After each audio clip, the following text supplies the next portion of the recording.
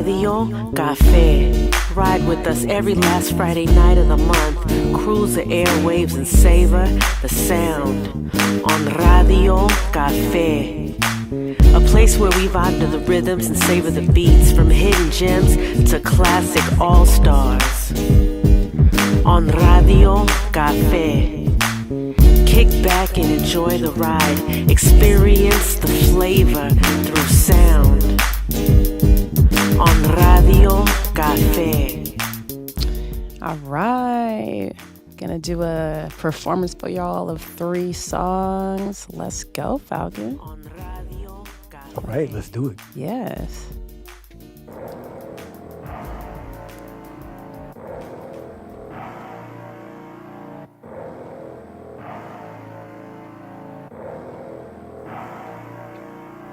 Here I am so bold, ashes where I rose. You can't get the high if you never felt the smoke.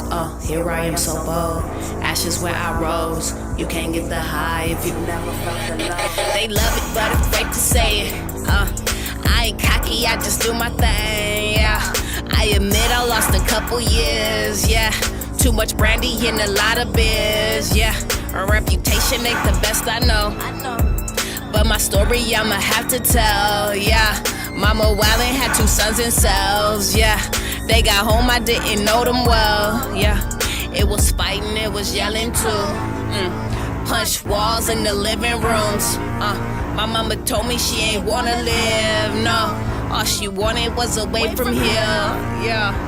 Left when I was 15, granny house, sleeping in my daddy room. Crack rocks, burn spoons, my life in view. Darkness ensue, damn, real life. Mama oldest out of 8, had to hold a lot of weight, and her mind was clouded, so she went the Buddhist route, ringing bells and chanting out. Ring a kill, tears falling down. Peace, love and harmony until the demons out. And when they acting out, a different side of her. The highs and lows, the bipolars, the open bottles, marble ice, the suicidal ideation, prison in her own flesh. Hoping every inhalation be her last breath. This is real. Here I am so bold, ashes where I rose. You can't get the high if you never felt the smoke. Here I am so bold, ashes where I rose. You can't get the high if you never felt the low. Here I am so bold, ashes where I rose. You can't get the high if you never felt the smoke, yeah.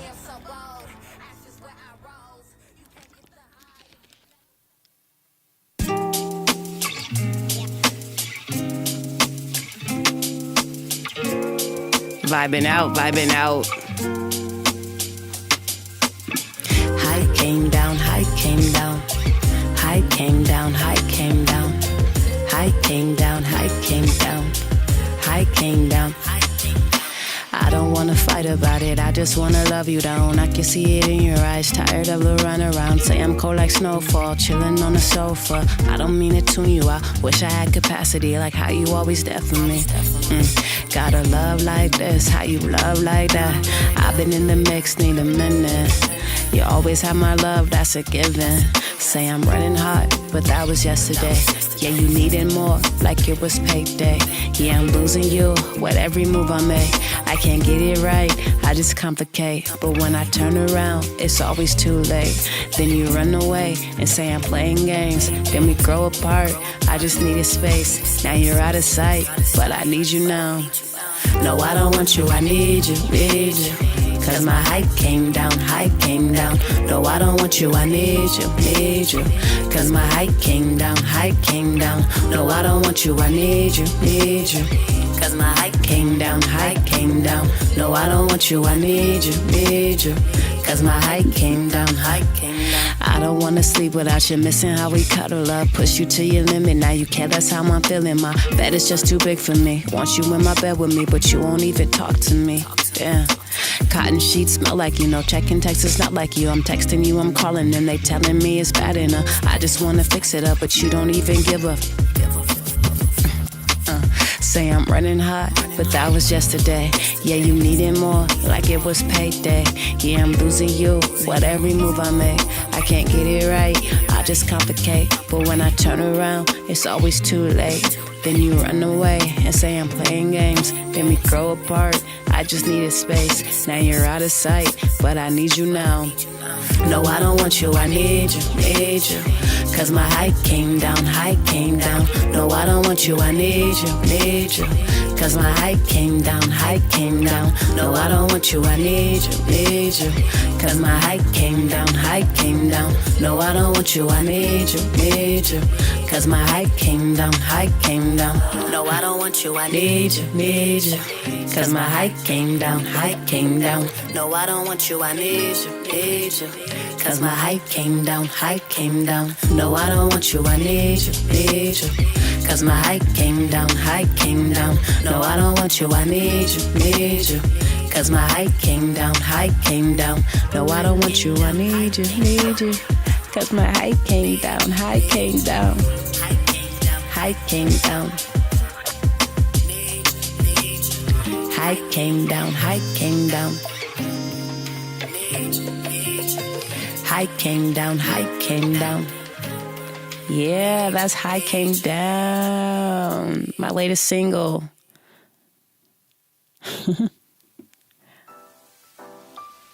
So I've been having a lot on my mind lately.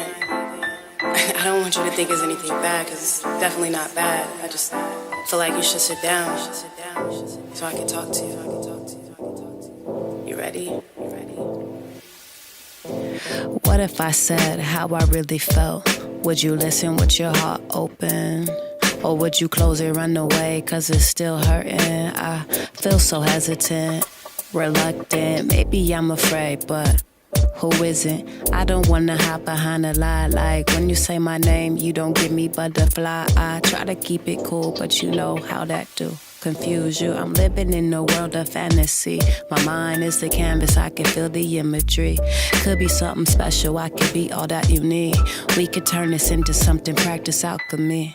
I just wanna see, I just wanna feel, I just wanna chill, lay back, lay back.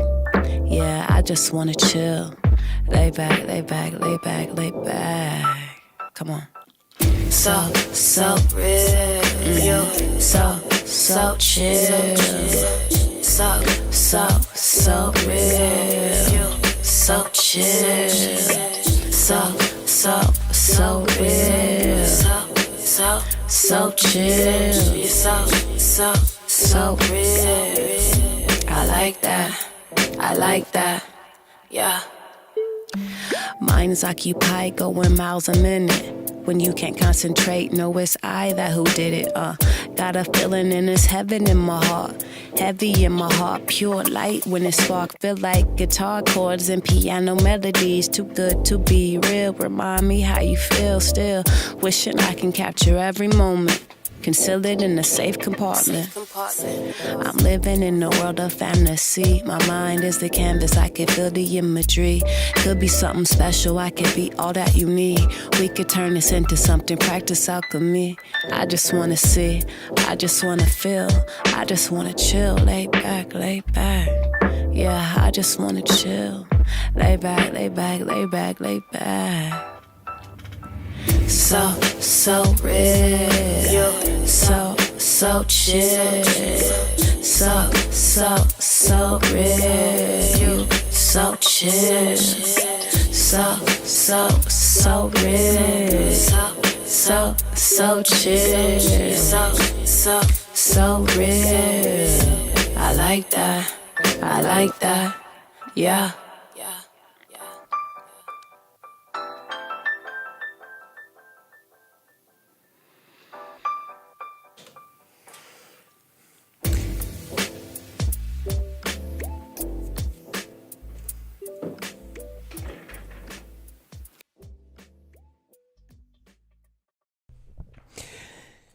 All right, Radiolandia. Everybody here on KPFA. Those tuning into Radio Café. You just heard Imderald Brown bringing her sound to our airwaves with a live-to-tape performance directly for you. Thank you very much, Imderald. Really appreciated that. That high came down is it's an earworm. It gets stuck with you. I like it. That's great. That's my intention. I want people to get stuck with it. I want people to have it stuck in their heads. High came down, high came down. That's some good music right there. So thank you. This is coming up on your latest project right now, right? No, that's my single. I released it July 18th. So it's only been out. It's been out for a week. Is it part of an upcoming project? No, it's just a single. Just a single? Just a single. Not even just a single. It's a single that I'm really proud of. Okay. I really like that song. Is it going to be part of an album later on, or is it just going to stay a single? It's going to stay a single. Okay. Yeah. All right. I have a bunch of other singles lined up on the way too. Okay. The two other songs you performed aside from that, like, are they also more recent singles? Chill is a single, is it? No, actually, Chill and Embers song, they are from my project, my EP Embers. So I released that about 2 years ago. Embers, that was released 2021? Yeah, I believe so. Okay. Yeah. Or 2020? Or one of those years. Production was done by Aquaman and Cole Holland? Yep. Okay. Cole Holland, shouts out to him and shouts out to Aquaman. Aquaman's an amazing producer. He's just super talented. Both of them are super talented. Cole Holland, yeah. Okay, and then before that, you had released something in 2018, which was called Enigma. Enigma, yes, that's my album, 15-track album. Yeah.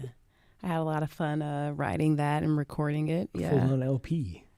Well, did you press it or was it just digital? Just digital. I had some CDs, not CDs, but yeah, just digital and like some printouts of like people could scan the code and get the album. Okay. And before that, you had something called Brainstorm, and even before that, Collision Imprint. Yeah. So taking it back. Yeah. We're going to take it back. I might go back even further because I found out more recently you had a different name back in 2006.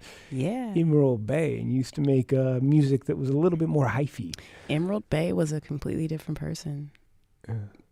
It's all about growth. It's all about growth. I'm able to look back at Imderald Bay and be like, yeah, she was really talented, but she had a lot going on and she didn't have any direction. But yes, Imderald Bay made some hyphy stuff and some party music. All right. And you were telling me earlier that you were even signed. You have representation. There's an album out there people can buy on like Amazon. You actually have to physically buy it. It was before all these streaming services. And that album was called Sweet and Sour. Yeah, it was called Sweet and Sour. I had, it was a time when I was really excited about creating my first album. Like all these songs, I get to choose from like 200 beats or so. Like it was a really exciting time, and that probably was the first time I spent a lot of time in the studio working on that Sweet and Sour album with my my manager at the time. Yeah. And who did the production on that album? Was it various, or was it you, or was it one person sticks out for me, and that's Remo Conscious, who was a rapper out of the Bay, a conscious rapper out of the Bay. He did the beat for Twist Twist. That's the hyphy song on there. Okay. And the other producers, I have no idea who those producers were, except for me. I produced some tracks on there too. I produced Back on the Track on there. I produced Shaking It Up on there, and I produced, what else did I produce on there? Cause Drama. I think that's on that album. All right. Yeah. Okay. Back in the day. So between that time, 2006 and 2016, what happened there musically? Musically, between 2006 and 2016, when you dropped Mental Mayhem. So I spent a lot of during 2006, 2007, 8, 9, 10. Most of those years were focused towards my health. And I was struggling. I wanted to get back into music, but my health was really deteriorating. So I kind of lost myself. And 2016, I built enough mental stamina to be able to say, I'm going to do this because this is what I like to do. This is what I love to do. So I'm going to do it. But it still was a challenge for me. Now, were you still rhyming during that time, spitting flows or just like writing or anything during that gap?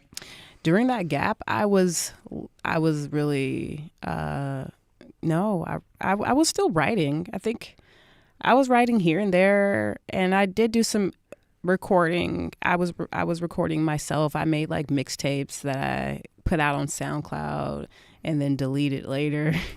And then, cause during that time I was stressed about my health deteriorating. And the way I was coping with that was through alcohol. So like I didn't have things together at all. But so I was making a lot of drunken music. Yeah. And, I didn't have any like clear set goals during that time. I was just making music because I was using it as like an outlet. That's all I knew how to do, was use music as an outlet or creativity as an outlet. Was it your declining health that kind of inspired you to get back into making music the way you did, getting you that focus, getting you back into the mind frame where you're like, I'm going to create this, I'm going to do what I do? Or was it something else? I think it's just the passion that I have for music. Like I haven't completely stopped music. I feel like my deteriorating health has pushed me to do not just music, but to just take care of myself in general and push through life in general. Like when you have a chronic illness, like it kind of feels, for me, like life kind of just passes you by while you're just kind of stuck still. So I had to develop over the years this like mental stamina to be able to do the things that I want to do, or just like I know that I have to be able to exert myself, or I have to go past my limits for certain things. And it's kind of developed within me, like this sense of don't give up, never give up. I can do this. You can do this. You just got to push a little harder. And it's, I'm pretty sure some people will say, don't push yourself hard. You need to rest. You need to do this. But like, in order for me to make it in my life, that has been my foundation, is that I have to look forward and be like motivated to keep going. I have to motivate myself to keep going, because if not, then I won't get anywhere in life. And is that whole realization and that whole process that got you to that point, you wrote a book, and you wrote a self-help book. I did. Is that kind of like what brought that into fruition? Let's talk about that. What brought that into fruition? Inspiration, honestly. Inspired thought, both of them. I'll just, I don't know, wake up one day and I'm like, ooh, I want to write a book. So that's what I'm going to do. I'm going to write a book. What's it going to be about? Oh, it's going to be about this. It's going to be about that. And then all these ideas started coming about, and I'm like, I'm going to write this book with the intention to share my story and be relatable to other people who may be going through what I've gone through, which was addiction and trauma and stuff like that. Now in 2023, I would definitely like to go back to that book, which is called Chronicles of the Weeping Addicts, a Manual for Creative Souls. I would like to go back and do like some edits on it and re-release it as a new edition, like second edition, because I've gained a lot more information and knowledge and growth. And for my other book, Staged, which is illustrated by Senor Gigio. So shouts out to Senor Gigio. Writing Stage was the most therapeutic, was the most creative therapeutic like project I've ever worked on, including music. Yeah, it took me out. It just took me out of the physicality of life and took me into the spiritual realm. And I was able to see more of like the inner workings that's keeping me afloat. spiritually. It's like I'm more than this flesh. I am truly a spiritual being, and there's a lot of comfort in that. It's like I'm not of this world. I'm from something else. This is just me passing through. This is like my life class. I'm here to learn. I'm here to experience, and it's all temporary. A spiritual being living in many metaphors for that. Yeah. So Staged. How can people find these books? They're both distributed through Amazon. So. And you got digital and physical hard copies of those? Yeah. Okay. I don't have of the Chronicles of the Weeping Addicts. I need to order some author copies, but it is on Amazon. And once again, it's called Chronicles of the Weeping Addicts, a manual for creative souls. Are you planning on doing, because you are a vocal artist, Mm-hmm. maybe doing an audiobook version of these at some point? I would love to. And then I also have ideas of other like audio projects that are like literary, like in nature. Mm-hmm. And like, yeah, I'm not sure exactly, but I have thought about creating audiobooks for both. All right. That'd be fun, actually. No, I would. I would enjoy that. I think listeners would enjoy it too. Mm. You have a good voice for audiobooks. Thank you. Do you feel like reciting a poem for our listeners real quick? Reciting a poem? Sure, why not? The only poem I know by heart, though, is an old poem that I wrote when I was like 18. It's about domestic violence. A friend of mine hit me up and she's like, I'm doing an event around domestic violence and I need you to write a piece for it. And I was like, sure, I'll write a piece. I don't know why it's the only poem I know by heart, but it is. But I'm not going to do that one. I'm going to look into my drive and find some. Okay. I'll read something from Staged. Give me one sec. And then after that, we're going to go on to your acting. Oh, okay. Because you've done skits and monologues, and you've yeah. also starred in something that you had to sign an NDA about. Oh, you yeah, can't talk about that right now, but listeners, at some point, she's going to be on the big screen. Yeah, I'm at a space where I really want to give attention to other projects that I've started that have nothing to do with music. And that's the thing. A lot of times I feel like I'm being put into a box with like music because people see me as like a rapper and this and that. But I'm like, I've been doing all these other things before I even started rapping. You're a full-on Renaissance woman. But here is a poem. We're just waiting for you to like, invent something, get into like building or creating. And then you'll be like a modern day Leonardo da Vinci. Ooh. But she. Ooh. Okay. Bound by the absence and nothingness. Inspiration has no substantive restraints. Worldly laws have no grasp on my scribbles. Unconfined streams, comfortably dodging borders, placed there to hinder connection of what has always been.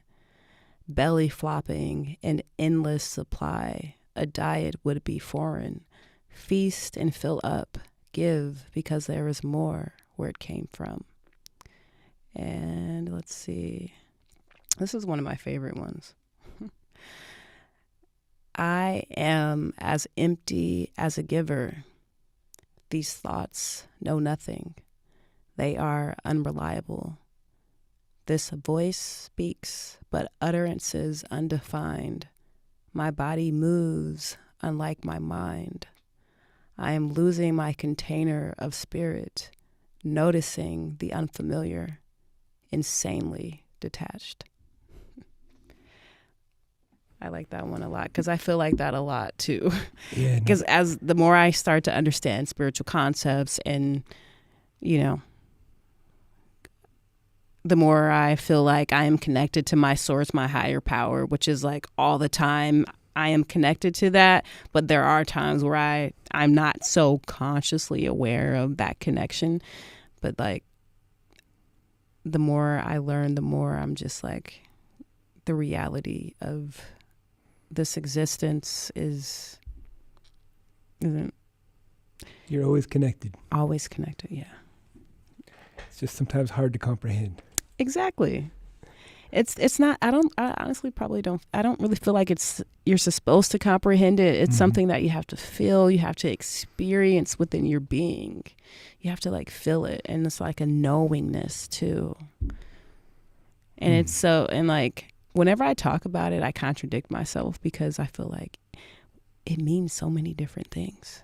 And it does contradict itself. Because like the truth, yeah. I'll leave it at that. Okay. There's another thing you said. You said you wanted to do things outside of music, but you could argue it all is music and it all is connected. It's all connected. It's all creative in that sense. But yeah, there's some scripts I started that I would like to finish. There's some monologues that I would like to. I've been wanting to create a event space where I bring a bunch of artists together and they do poetry, they do music, there's some speakers and there's writing and like all this stuff, but it's all centered around trauma and domestic violence.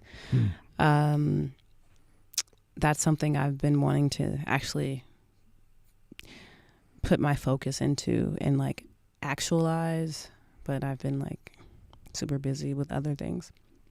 Now, the story of domestic violence in you, if you don't want to talk about this, that is understandable, but... I'm an open book. Okay.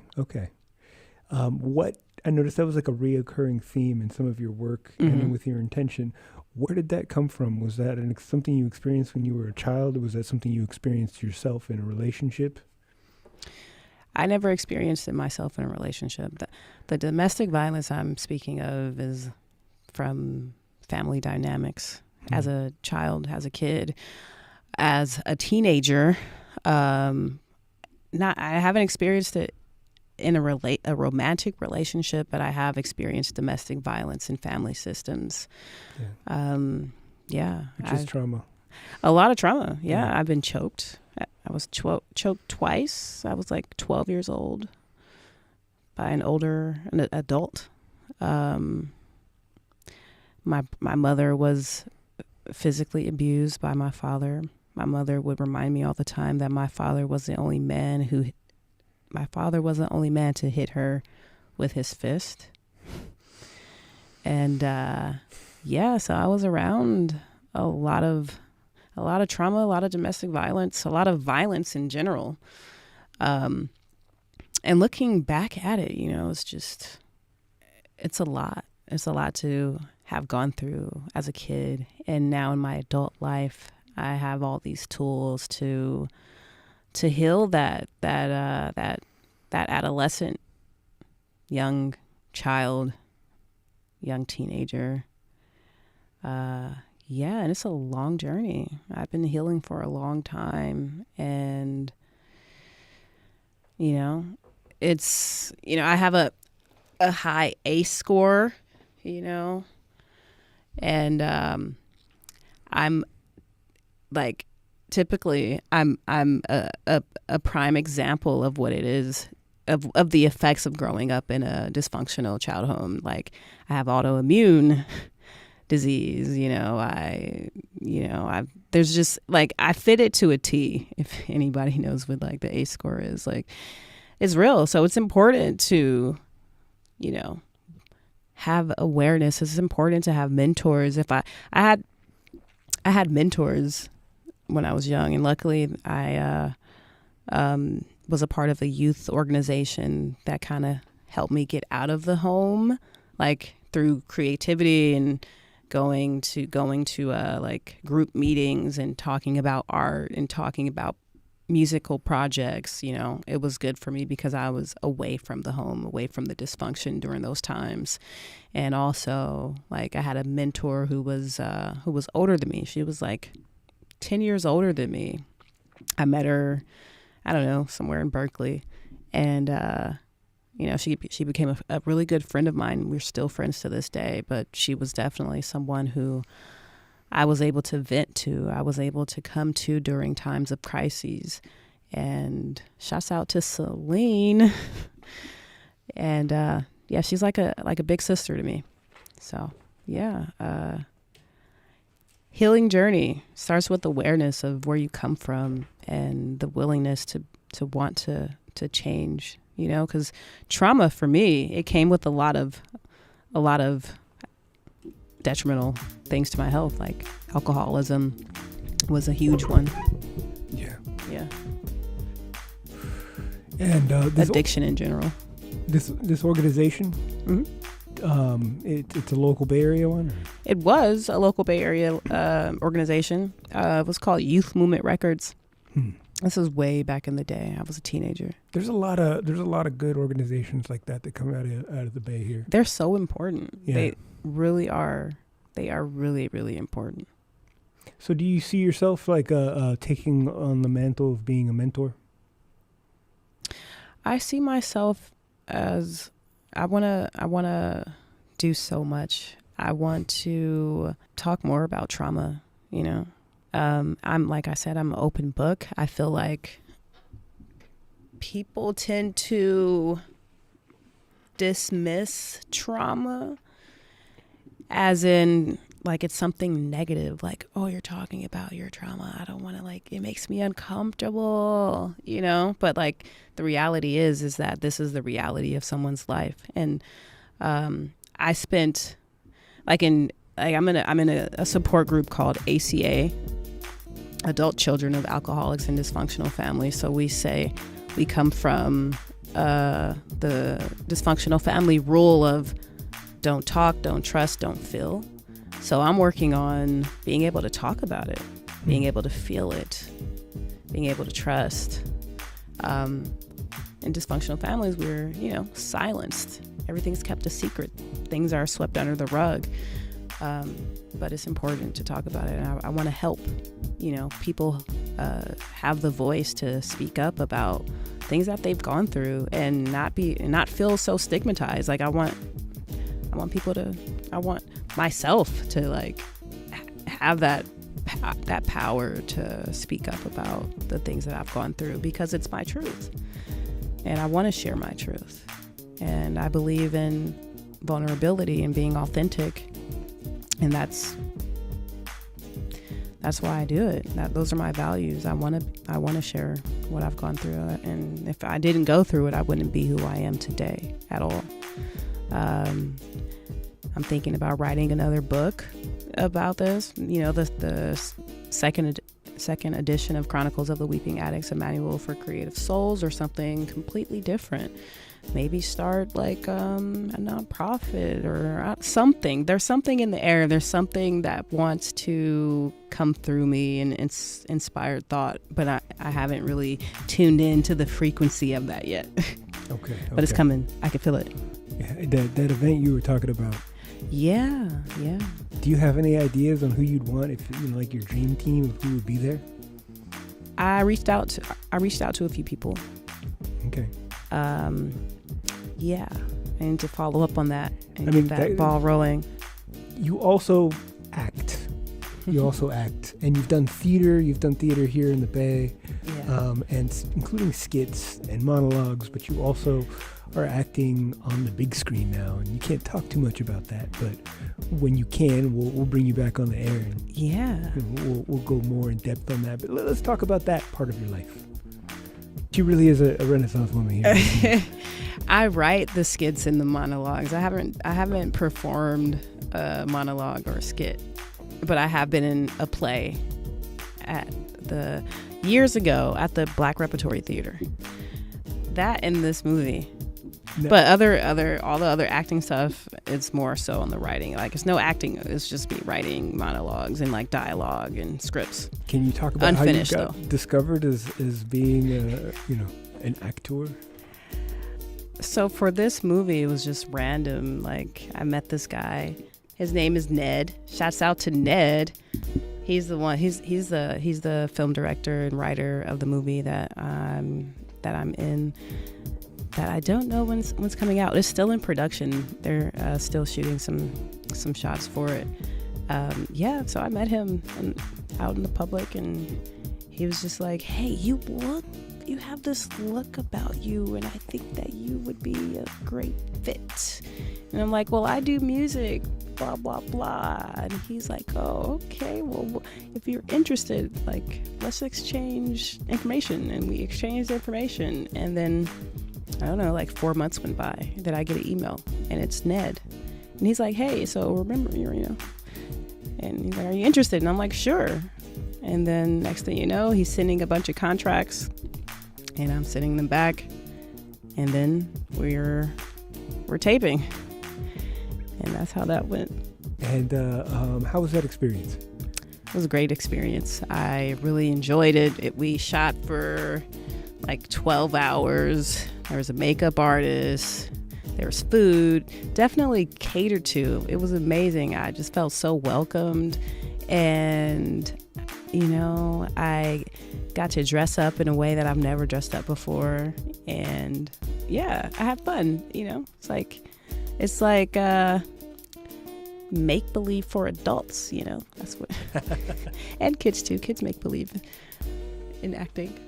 All right. So that was a good experience right there. It was a good experience. Are you planning on doing more of that? Oh, I wouldn't mind. Okay. I wouldn't mind. It would be fun. All right. So listeners, you know, anybody out there making a movie, let me know. Imderald Brown.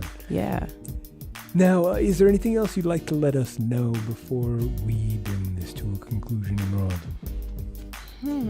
Like, tell people how they can find you. Folks could find me on Instagram at Imderald Brown. Imderald is spelled with the I, not an E, so it's IMERALD Brown. Find me on Facebook, Imderald Brown, spelled with the I. Find me on TikTok, Imderald Brown. Feel free to check for my books. Chronicles of the Weeping Addicts, A Manual for Creative Souls, is under a different name. Instead of Imderald Brown, it's my initials, which is J.I., then Brown. My full name is Janae Imderald Brown. So I was like, I don't want to put this out as Imderald. I'm going to put it out as J.I. Brown. It sounds a little cooler. Actually, I was really figuring out my author name. So I was like, let's go with J.I. Brown. And then Stage. And I'm like, Stage is so poetic. So let's use Imderald. But yeah, so you can find Chronicles of the Weeping Addicts, J.I. Brown. And then Staged, Imderald Brown. And you could also keep up with me via my website, imderaldbrownmusic.com, and stay tuned for all of the creative endeavors that I have happening. All right. So thank you very much, Imderald Brown. Thank you, Falcon, for having me.